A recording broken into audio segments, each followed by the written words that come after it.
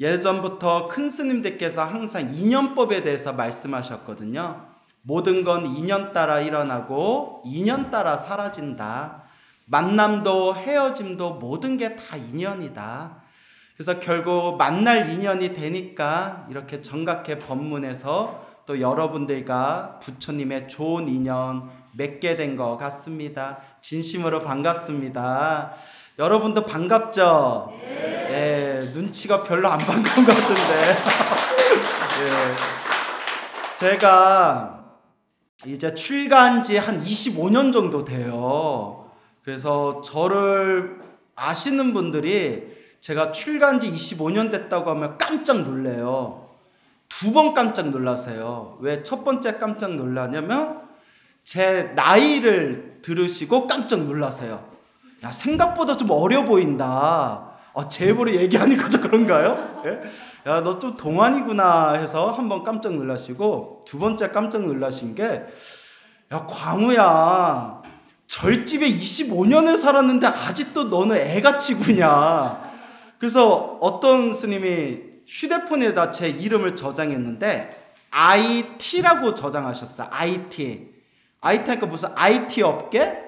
뭐 스마트? 뭐지? 스님 왜 IT라고 제 이름을 저장하셨어요? 그러니까 애 같아서 IT에서 못 벗어났다고, 애 같아서 IT라고 했다라고 하더라고요. 그래서 저는 화를 안 내요. 제가 어렸을 때 화를 굉장히 많이 잘 내가지고 이게 약간 유전자가 있는 것 같아요. 저희 아버지가 다혈질이시거든요. 그래서 제가 굉장히 화를 잘 내는 거에 대해서 스트레스를 받았는데 부처님 가르침을 열심히 공부했더니 정말 화가 잘 안 나요. 신기하죠? 대신 삐져요. 그래서 그냥 삐져요. 말을 안 해요. 그래서 제가 그 쓰마고 일주일 동안 말을 안 했거든요. 자, 이제 반 웃져간 농담이고, 그래서 제가 출가한 지 한 25년이 됐는데요. 이 부처님 가르침을 만나서 참 좋다, 너무 좋다, 부처님 가르침 만나서 정말 좋구나라는 생각이 듭니다. 제가 19살에 출가를 했어요. 여러분, 아까도 인연법에 대해서 말씀드렸죠.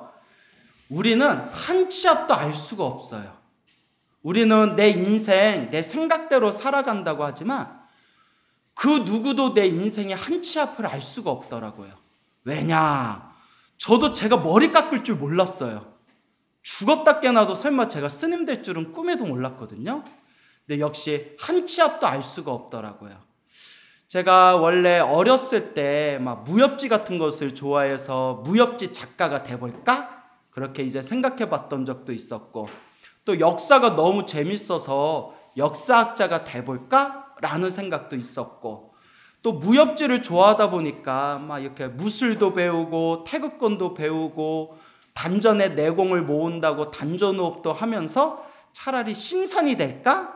이런 이상한 생각도 품어보고요.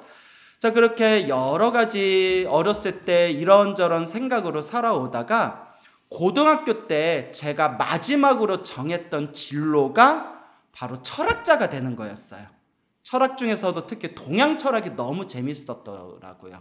그래서 노자, 장자, 노장 철학을 참 좋아했는데, 그래서 저도 이제 대학교 진학할 때 철학가로 마음을 뒀거든요. 그 주변에서 이미 25년 전에 주변에서 다들 저를 말렸어요. 철학과 가서 뭐 먹고 살려고 그러냐고. 근데 이제 저는 공부하는 게 너무 좋았거든요. 근데 놀라운 반전이 있어요. 제가 공부하는 거 정말 좋아했는데 제가 학교 다닐 때 학교 성적이 좋았을까요? 나빴을까요? 좋았어요? 야, 기분이라도 좋다. 공부를 굉장히 안 했어요. 저는 못했어요라고 표현하지 않아요. 제 마지막 자존심이거든요. 그래서 공부를 안 했다라고 표현을 하는데 학교 성적이 그렇게 좋지는 않았어요. 근데 그런 와중에서도 철학가를 지망해야겠다 생각을 했는데 항상 학교 도서관 분이 몰랐거든요. 근데 도서관에 가면 그때 이제 제가 수원에서 고등학교를 다녔는데 수원에 지금도 있는지 모르겠어요. 성경도서관이라고 있었거든요. 지금도 있나요? 있어요? 그 성경도서관이 그때 막 지어진 지 얼마 안 됐었는데 어마어마하게 책이 많았어요. 거기서 철학서적과 수많은 문학서적에 푹 빠지면서 학교 공부는 등한시하면서 공부를 했거든요. 그런 와중에서 제가 그때 불교 사상을 만나게 됐어요. 불교 철학과 불교 사상을 공부하면서 우와, 이런 가르침이 있었구나. 너무 속이 시원한 거예요. 이것도 인연법이겠죠. 수많은 좋은 사상, 수많은 좋은 철학이 있었는데도 부처님의 가르침, 불교 사상에 푹 빠질 수 있었던 것도 아마 인연법이었던 것 같아요.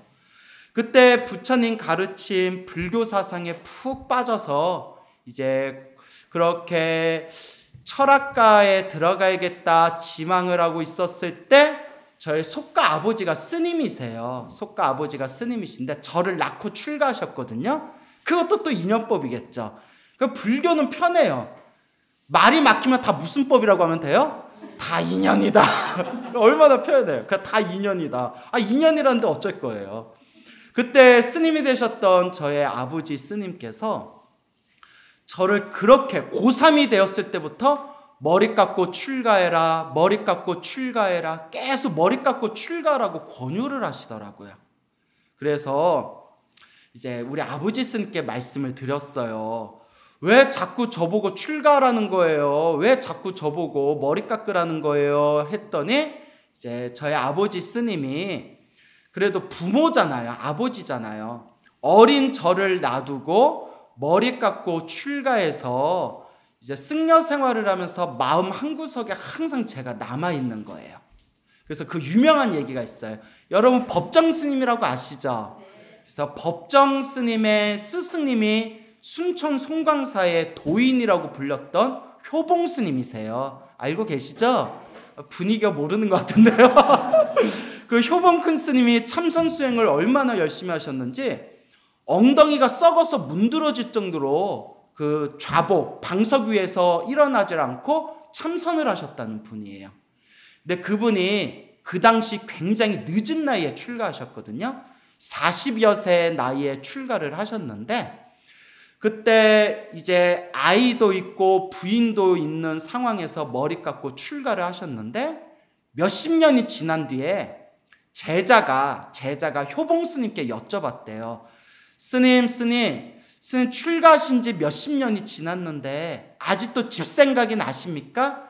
아직도 집안 생각이 좀 나십니까? 하니까 효봉 스님 말씀이 마누라는 생각 안 나는데 아들은 가끔씩 생각나 이러더래요. 부인분이 들었으면 삐졌을 것 같아요. 그래서 저희 아버지 스님도 저를 두고 이제 머리 깎고 출가를 하셨는데 이제 오해하지는 마세요. 저희 어머니도 막 출가하라고 했어요. 저희 어머니도 저희 아버지 보고 머리 깎고 출가하세요. 머리 깎고 출가하세요. 그랬거든요. 나중에 저희 어머니께 여쭤봤어요. 어머니, 아버지 왜 자꾸 출가하라고 그랬어요? 징글징글해서 징글징글해서 그냥 머리 깎고 출가하라고 했다. 너무 우리 집안 얘기 나오면 곤란한데. 자, 어쨌거나 그렇게 화목한 분위기에서 아버지가 출가를 하셨는데 그래도 마음 한구석에선 제 생각이 많이 나셨을 거 아니에요. 그래서 저를 위해서 기도를 많이 하시고 원래 스님들이 사주팔자 같은 걸 보면 안 돼요. 부처님 경전에도 사주팔자 보지 말아라, 점치지 말아라 라는 내용이 나오는데 스님들이 이렇게 심심풀이 삼아서 이렇게 좀 사주 공부하신 분들이 많으셨어요. 그러니까 저의 아버지 스님이 이제 친한 그 스님들 중에서 이렇게 사주 좀 공부하신 스님들한테 항상 여쭤봤대요. 내 아들놈이 하나 있는데 얘가 어떻게 앞으로 잘 살겠냐. 자꾸 신경 쓰인다 했는데 그때 그걸 보지 말았어야 되는데 그걸 보시면서 무슨 소리를 들으셨냐면 저는 아직도 그 말을 믿지는 않지만 제가 뭐 사주를 100% 믿지는 않거든요. 무슨 얘기를 들으셨냐면 얘는 출가하면 큰 스님이 될 사람이다 라는 얘기에 꽂히셔가지고 그래서 그때 보지 않으셨으면 제 운명이 바뀌었을 수도 있어요. 그때 저희 아버지 스님이 친한 스님들한테 희한해요. 사주팔자도 그 패턴이 있잖아요. 팔자 안에 패턴이 있잖아요. 볼 때마다 나오는 게 얘는 사회생활을 하면 굉장히 외로울 사람이다. 외로울 사람이다. 많은 걸 갖췄는데 사회생활을 하면 외로울 사람이고 머리 깎고 출가하면 크게 될 사람이다 라고 한결같이 얘기를 하시더래요. 제부로 얘기하니까 좀 재수없죠. 말해놓고 미안하네. 근데 이제 들은 얘기 그대로 해드리는 거예요. 그래가지고 우리 아버지 스님이 딱 꽂히셔서 이제 이렇게 얘기하시는 거예요. 아들아, 내가 사회생활하다가 머리 깎고 출가를 했잖냐. 사회생활이 참 힘든 곳이다. 사회생활이 많은 다툼도 있고 부딪힘도 있고 이렇게 호락호락하지 않은 게 바로 사회생활이다. 근데 네가 부처님과 인연이 깊어가지고 머리 깎고 출가하면 네가 그래도 나름대로 네 몫을 톡톡하게 할 수 있다고 하는 그런 많은 스님들의 이야기가 있더라. 그러니까 머리 깎고 출가해서 이렇게 사회생활하면서 이렇게 상처받거나 가슴 아플 일 없이 부처님 품 안에서 이렇게 공부하고 수행하는 그런 출가자가 되었으면 좋겠다라고 말씀을 하시더라고요. 그 말에 제가 또 홀라당 넘어가가지고 그게 인연법인 것 같아요. 그때 제가 불교 철학에 관심이 많았거든요. 그래서 어차피 철학자가 돼서 이렇게 불교 철학이나 동양 사상을 연구할 바에야 깔끔하게 머리 깎고 스님 돼가지고 오로지 이 불교와 동양 사상을 한번 공부해보자 라고 해서 머리 깎고 출가해서 합천 해인사에 갔는데 가자마자 3일 만에 후회를 했어요. 너무 빡센 거예요. 너무 힘든 거예요. 그 당시, 지금은 안 그럴 텐데 그 당시 우리 해인사가 조계종 해병대 소리 들었어요. 너무 힘들어가지고 정말 힘들었어요. 그 시간 관계상 제가 힘들었던 그 우여곡절을 다 말을 못하는데 지금 눈가에 눈물이 촉촉하게 저질러 가고 있어요. 그래서 제가 외아들이었거든요. 외아들이다 보니까 부끄러운 얘기지만 전 그게 제가 귀하게 자란 느낌은 안 들지만 뭐 설거지를 해봤어요. 밥을 지어봤어요. 뭐 빨래를 해봤어요. 뭐 집에서 다 해주니까. 물론 이게 자랑은 아닙니다. 철없이 자란 거죠. 행자 시절을 보내는데 그때 빠릿빠릿하다라는 말을 그때 처음 들었어요. 사람이 빠릿빠릿해야 된다. 사람이 빠릿빠릿해야 되는데 제가 너무 굼뜬 거예요. 일을 안 해봐가지고. 그래서 그때 제가 해인사에 유명한 고문관이었어요. 행자 시절에. 해인사 행자 시절 유명한 고문관이라서 주변에서 뭐라고 하시냐면 쟤 오래 못 버틴다라는 말씀을 하셨어요. 쟤 오래 못 버틴다. 그랬는데 정말 그래도 제가 여기서 나가면 안 된다. 내가 그래도 머리 깎고 출가하고 가족도 울고 있는 가족들 헤어지고 당당하게 내가 여기에 왔는데 끝까지 버텨야지 해서 겨우겨우 버텼는데 주변에 같이 행자 생활을 하고 같이 있었던 스님들이 깜짝 놀랐어요. 야, 우리 뒤에서 너 금방 나갈 줄 알았다. 쟤 오래 못 버틸 것 같다. 이런 얘기를 많이 했는데 그래도 어떻게 오래 버텼네. 야, 머리 깎고 결국 스님이 됐네. 이렇게도 이제 이야기를 하시더라고요. 그러면서 지금 제가 출가한 지 25년이 지났잖아요.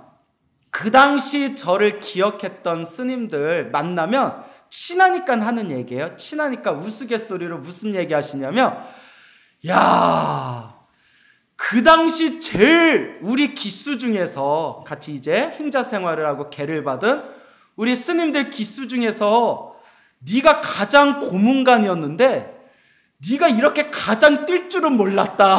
이런 얘기를 하시더라고요. 그러면서 다시 한번 하는 얘기가 인생 한 치 앞을 알 수 있다 없다 몰라요. 그게 인연법인 것 같아요. 저도 제가 머리 깎고 출가할 줄 꿈에도 몰랐고 그리고 행자 시절을 제가 힘들게 그렇게 굼뜨게 그렇게 이제 행자 시절을 보내면서 많은 분들한테 쟤 오래 못 버텨 라는 그런 소리도 많이 들었는데 오히려 20여 년이 지난 지금 그 당시 같이 행자 생활하고 스님으로서 같이 공부했던 도반 스님들이 나 광우하고 친해 라고 그렇게 이제 자랑할 정도로 이렇게 제가 또 한 걸음 한 걸음 나아갈 수 있었다는 게 진짜 사람 일은 한 치 앞을 알 수가 없구나라는 생각이 들었습니다. 그래서 지금 꾸준히 노력해야 될 것 같아요. 왜? 어떻게 될 줄 모르니까. 결과는 앞일은 그것은 그냥 다 내려놓고 마음속에 다 내려놓고 그냥 지금 이 순간 한 걸음 한 걸음 꾸준하게 나아가야 되겠구나라는 생각이 듭니다. 저희 아버지 스님이 저를 머리 깎여서 출가시켜 놓고 한동안 몇 년 동안 마음이 되게 불편하셨대요. 바깥에서 잘 살 애를 괜히 머리 깎여서 힘들게 출가 생활을 시킨 건 아닌가, 괜히 멀쩡한 애 머리 깎여가지고 저 적적한 산속에서 공부시키는 건 아닌가, 이런 마음에 또 그런 아들에 대한 미안함이 조금 있으셨나 봐요. 그런데 제가 머리 깎고 출가해서 승려 생활을 하면서 제가 점점 두각을 내기 시작했어요. 나 컨셉이 겸손인데 제가 되게 겸손한 사람이거든요. 오늘 그 출간 이야기 좀 해달라고 해가지고 제가 준비한 법문을 지금 안 하고 있어요. 그래서 어쨌거나 제 컨셉은 뭐라고요? 겸손입니다. 오해하지 마세요. 아닌 것 같아요? 아니에요. 자, 그래서 제가 점점 두각을 내다 보니까 어른 스님들이 이런 말씀을 하더라고요. 너 뭐하다 이제 왔냐?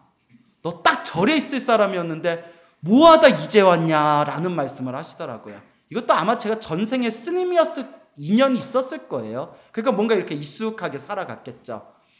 그리고 제가 부처님 가르침이 너무 재밌고 좋은 거예요. 너무나 부처님 가르침이 재밌고 좋고 너무나 이 부처님의 가르침이 마음에 잔잔한 감동이 느껴지면서 정말 내가 출가하길 잘했다. 진짜 내가 출가하길 잘했다라는 생각이 들더라고요. 그래서 제가 몇 년 후에 아버지를 찾아가서 우리 아버지 스님께 이렇게 가사장사 믿고 이렇게 삼배를 드리면서 이런 말씀을 드렸어요. 스님, 저 출가시켜 주셔서 감사합니다. 저 출가시켜 주셔서 정말 감사합니다 라고 인사를 드렸는데 그날 우셨다고 하더라고요. 그 말 한마디에 저희 아버지 스님이 가지고 있었던 그 미안한 마음, 혹시 내가 괜히 출가시켰나 하는 그런 짐과 같이 느껴졌던 마음이 싸르르 다 풀려나가셨대요. 이제 제게 남은 거는 이렇게 열심히 수행하고 공부하고 우리 불자님들에게 좋은 법문 들려주면서 부처님 은혜 갚고 부모님 은혜 갚고 우리 불자님들 은혜 갚으면서 그렇게 이제 또 한 걸음 한 걸음 나아가야 되겠죠. 정말 제대로 된 불자라면 마음속에 정말 부처님 감사합니다, 부처님 고맙습니다 라는 마음이 일어나지 않을 수가 없어요. 만약에 내가 불자로 살아가면서 내가 부처님께 기도하면서 내가 마음을 닦으면서 마음속에 아직도 부처님 정말 감사합니다, 부처님 가르침 만나지 않았으면 제가 얼마나 괴로웠겠습니까, 부처님 감사합니다 라는 마음이 우러러 나오지 않는다면 아직 불자가 아니라고 봐요. 저는 불자가 아닙니다. 뭐라고 부르느냐? 불자예요. 뭐라고요? 불자. 훅 불면 날아가는 아직 불자예요. 발음을 이슬을 파르르 떨어져야 돼요. 불자라고 불러야 돼요. 자, 여러분들은 불자인 것 같아요? 불자인 것 같아요? 불자요. 딱 한 명 대답하셨어요 지금. 지금 들려드리는 얘기는 실제로 있었던 체험담입니다. 그분의 개인 프라이버시 때문에 이름을 영희라고 할게요. 영희. 철수와 영희 할 때 영희. 약 20여 년 전에 영희라는 20대 초반의 젊은 아가씨가 있었어요. 아마 한 15년 정도 된 것 같아요. 15년 전쯤에. 아주 똑똑하고 재기발랄한 한창 꿈 많은 사회생활을 시작한 그런 젊은 아가씨가 있었는데 입에 담을 수도 없는 큰 대형 사고를 당하게 됩니다. 아주 참혹한 대형 사고를 당하게 돼요. 그리고 온몸이 완전히 부셔져 버렸어요. 급히 큰 병원에 옮겨져서 몇 번의 수술 끝에 겨우 이제 목숨은 구하게 됩니다. 근데 이제 몸이 다 망가져 버린 거예요. 특히 하반신이 완전히 이제 박살이 나버린 거예요.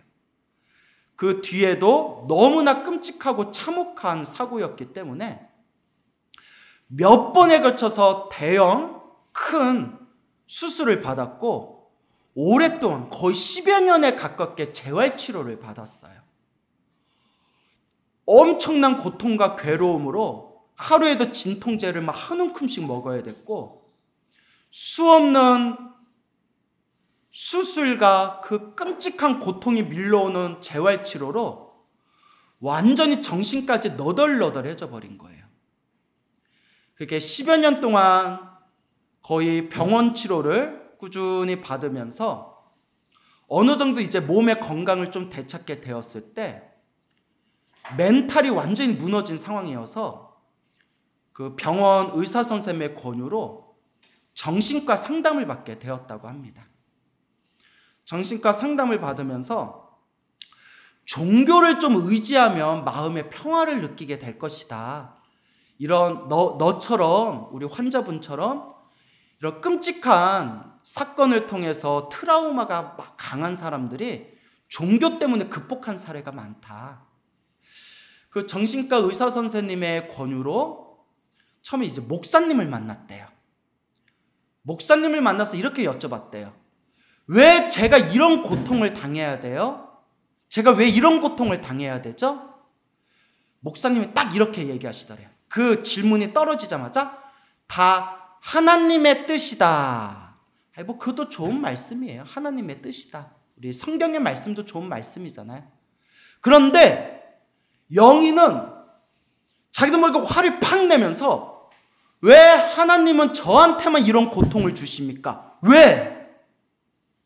그 목사님이 하늘에 계신 그분의 뜻을 우리는 알 수가 없다.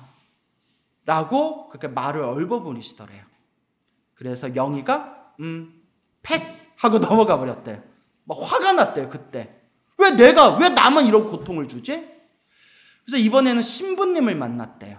신부님을 만나서 신부님 제가 왜 이런 고통을 당해야 됩니까? 신부님이 이렇게 얘기하더래요. 막 정말 미안해하면서 막 미안해하는 그런 모습을 정말 진실되게 미안해하는 모습을 보여주면서 내가 이런 말이 위로가 될 줄 모르겠지만 우리는 이게 다 하늘에 계신 그분의 뜻이라고 한다. 내가 너에게 어떤 도움을 줘야 될지 모르겠다. 앞에 계신 분이랑 비슷한 답변이었지만 훨씬 마음이 편안하게 느껴지더래요. 그 말씀이. 그래서 신부님 고맙습니다. 제가 원하는 대답은 아니지만 고맙습니다. 라고 그렇게 대답을 했답니다. 그러다가 스님은 만나보질 못하고 우연히 이렇게 주변에 있는 책들, 특히 종교 서적들을 보다가 그 어느 불교 서적에서 좋은 일도 나쁜 일도 다 내가 지은 업이다. 행복도 불행도 다 내가 지은 업의 인연법이다. 인연. 다 내가 지은 업이다. 라는 말에 이거 뭐지? 하고 읽어보면서 오히려 마음이 편안함이 느껴지더래요. 왜? 내 이 고통과 이 괴로움이 누군가에 의해서 당한 게 아니라 그냥 알래야 알 수 없는 내가 전생에 지었던 숙제와 빚을 지금 갚은 것이다 라는 불교의 가르침을 만나니까 차라리 속이 편안하더래요. 그냥 내 숙제를 내가 받았다. 내 빚을 내가 갚았다. 이렇게 생각하니까 그게 그냥 편안하게 오히려 느껴지더래요. 그러면서 행복도 불행도 내가 지은 업이니 내가 내 운명을 바꿔야 된다. 내가 내 업의 인연을 바꿔야 된다. 그게 바로 수행이다. 수행은 내 업을 바꾸고 내 운명을 바꾸고 내 인연을 바꾼다. 수행이다 라는 말에 딱 꽂혀가지고 그날부터 부처님의 가르침을 공부하면서 점점 수행을 시작하게 됩니다. 수행을. 그렇게 염불을 하고 명상을 하고 절을 시작하면서 수행을 하다가 이제 우연히 저를 만나게 됐어요. 그 젊은 아가씨의 이야기를 다 듣고 10년이 넘는 기간 동안 재활치료를 받으면서 피폐해진 정신, 그 피폐해진 마음의 상처에 대해서 들으면서 제가 딱 2가지를 시켰어요. 첫째는 티베트 오체투지. 그분이 몸이 완전히 박살난 상태라서 한국식 절을 알기가 어려운 상태였거든요. 절을 몇 번뿐이 못하는 거예요.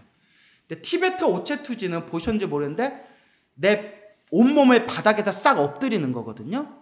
그래서 그분 체형에 맞춰서 이렇게 티베트 오체투지 하는 걸 가르쳐줬고, 그리고 지금부터 아침에 눈 뜨면 저녁에 잠들 때까지 오직 최대한 관세음보살을 염불해라. 절하고 관세음보살, 절하고 관세음보살, 절하고 관세음보살. 그러니까 하나 더 가르쳐줬어요.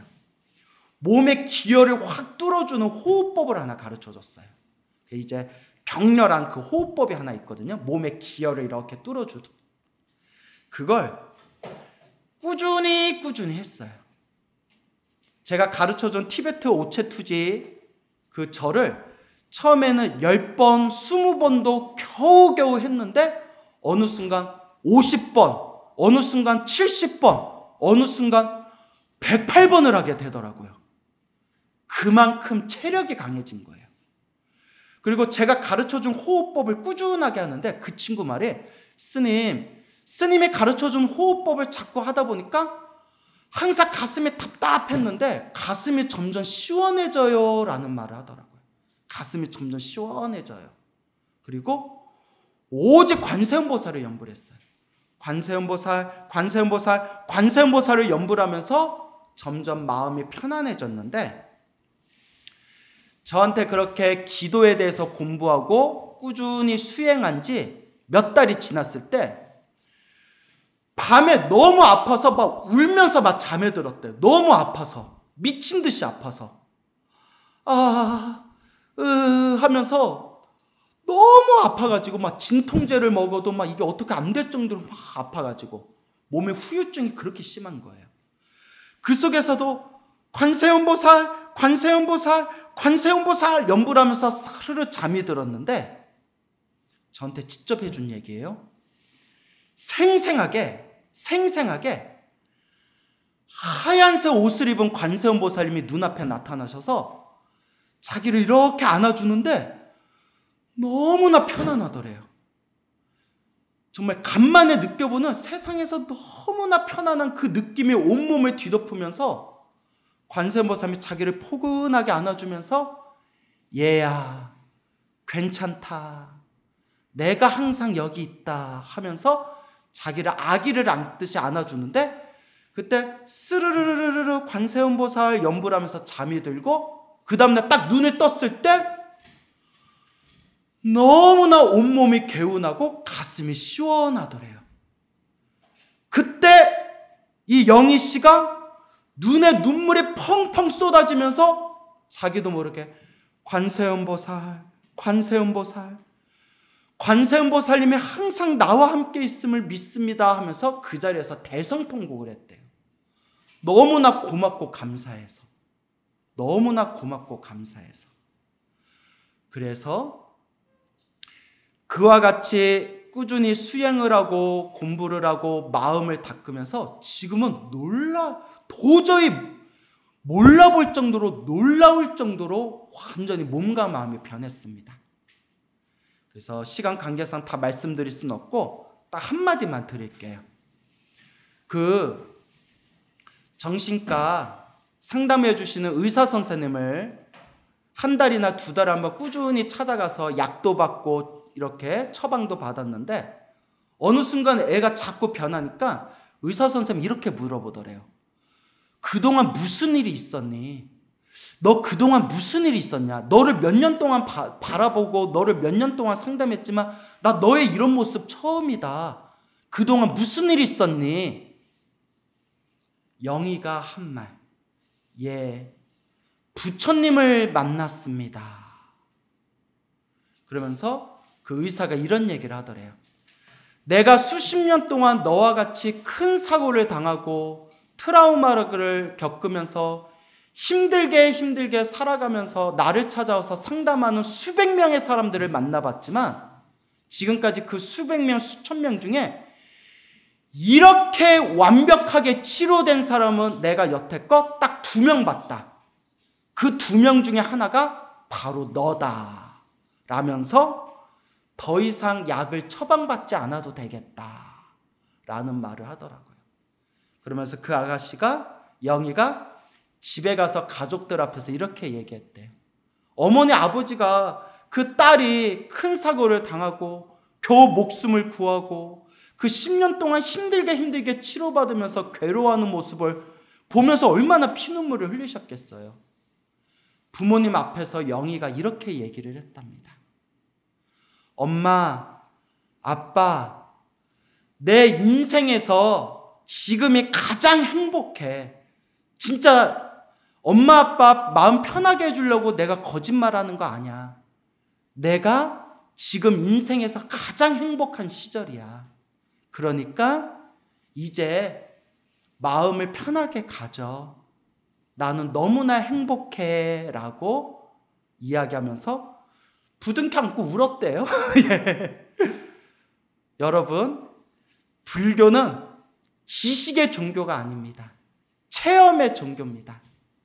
이번 생 사람으로 태어나 이 소중한 부처님의 법을 만났으니 여러분들도 수행하는 불자의 삶을 한 걸음 한 걸음 밟아 나아가면서 여러분들 삶에 행복한 열매를 꽃 피우시기 바랍니다. 오늘 마치겠습니다.